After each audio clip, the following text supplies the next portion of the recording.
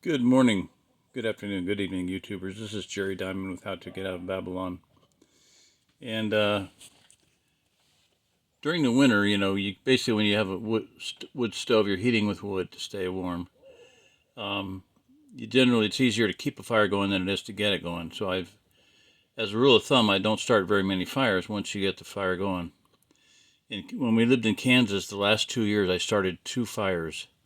The first winter I started a fire, and the second winter I started a fire, and they never went out, even if we went away for 3 days. So with the when it warmed up and winter was over and spring is here, I looked ahead and I saw that there's going to be about 10 days of chilly weather. Cold enough that I knew they would want to have the village sure they'd want to have the propane heater on, the ventless heater. But why do that if you have wood? So I just thought, well, we need a lot of kindling. So start a fire quickly and easily and have enough to do it readily, so I can have it already laid out.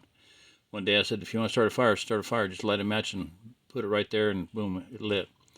And it was a fire and forget, upside down, top lit, updraft fire. So you light it, and an hour later, oh yeah, I think I'll put another piece of wood on the fire. So there's going to be 2 more cold nights, and then that's probably going to be about it. But Wednesday, Thursday this week are going to be chilly at night. About 40 degrees, In fact, Shirley had the heat on today. So what you see here is a kindling kracker. And I want to tell you that it's important to have something like this, because you got to be able to make kindling or buy kindling. Why buy it when you can make it, right? And that's rule of thumb. So when you're doing it, you generally hold it with a two-handed operation. You hold a piece of wood with one and you hit it with a hatchet. Well, that hatchet right there is very sharp. I handed it to my grandson one day, and a couple minutes later, he handed it back to me, and I tried to put it back in the sheath, the little lock case thing that Fiskars makes. It's right here.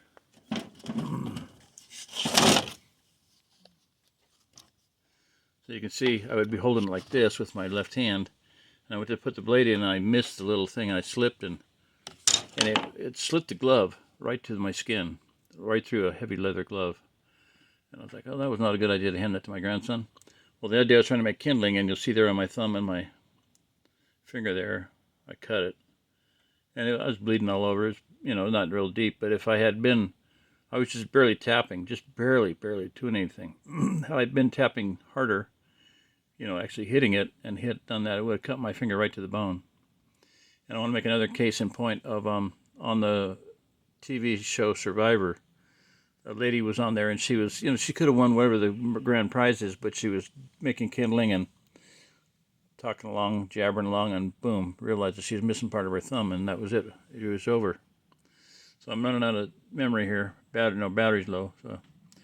So I saw a Kindling Kracker where this guy went on, kind of complicated, but he basically put a wedge, welded it to a piece of pipe plate, and then put that in a bucket. And I thought, well, that's cool, because a lot of times you do it and you smack it and the kindling's all over. So I made quite a bit of kindling earlier, and it all falls in the bucket pretty much. So this is a kitty litter thing. You can see I just took 4 screws, 2 screws at the front and one on the far end to hold it, on the top of the hatchet, and then one on either side there. You can see that. Very rough done. But this snaps in place. I put 2 long Phillips head screws there. You can see those. So it just snaps in there. Now I can pick the whole thing up with the hatchet or with the top of the kitty litter jug. So I thought that was pretty simple, pretty basic, kind of thing I want to be able to put out there for people to be able to do.